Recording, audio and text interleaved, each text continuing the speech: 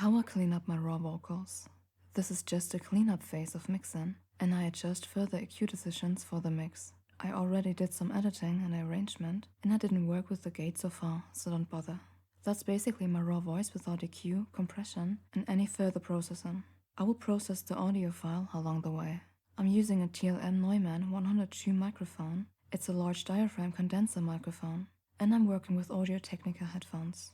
The only thing I've done so far was running RX mouth click through the audio file, and I flatten and freeze it to remove mouth clicks.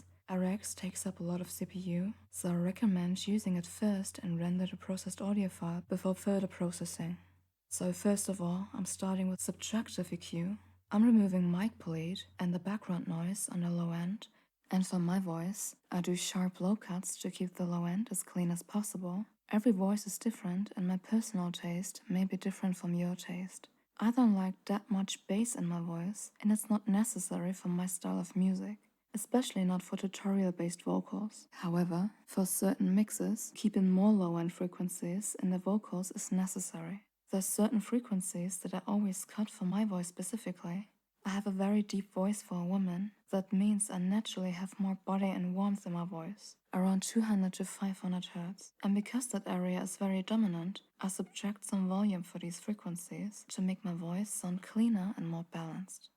If you like body in your voice and you want to make your voice sound more warm and full, I recommend boosting that area, especially when you're a vocalist and you want to make your voice cut through pad sounds and low mid bass sounds.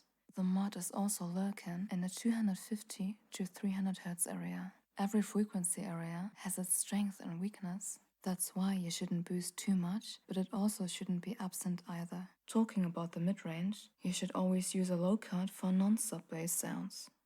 The boxy and nasal sound and the proximity effect is usually around 600 to 900 Hz. You have to find out for yourself what distance works best for you while recording. It's recommended to keep a distance around 6 inches to 12 inches.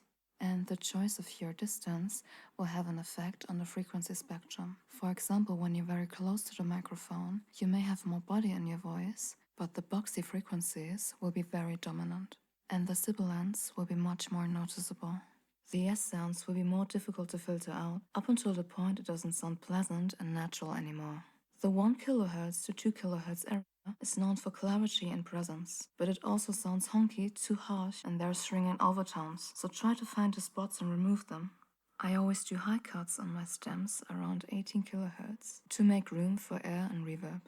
Around 8 kHz to 10 kHz, you find many shrill and S sounds. It's a very unpleasant area in the frequency spectrum. 250 Hz and 10 kHz are very problematic frequency areas in my opinion. I also do very drastic cuts for very piercing frequencies. Keep in mind to not overdo it because every frequency sounds nasty when you boost it. Your natural response may be to boost many things, but just filter out the very nasty sound and you're good.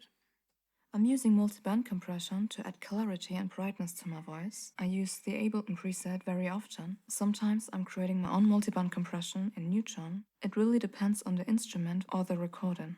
Then I'm using a normal compressor for my voice. I usually set the ratio to 1.4 and I take out the peaks to balance the volume dynamic. This is spoken word. The way I work with the compressor is going to be different compared to very dynamic vocals, such as pop vocals or metal vocals, for example. Then I'm using the DS setting. I also recommend working with certain S sounds manually before touching the de-esser. Then I'm working with gate to filter out background noise. You got to be careful to not cut out your own voice by raising the bar. Don't overdo gate, clean up as much as possible, and edit the rest manually by cutting and fading.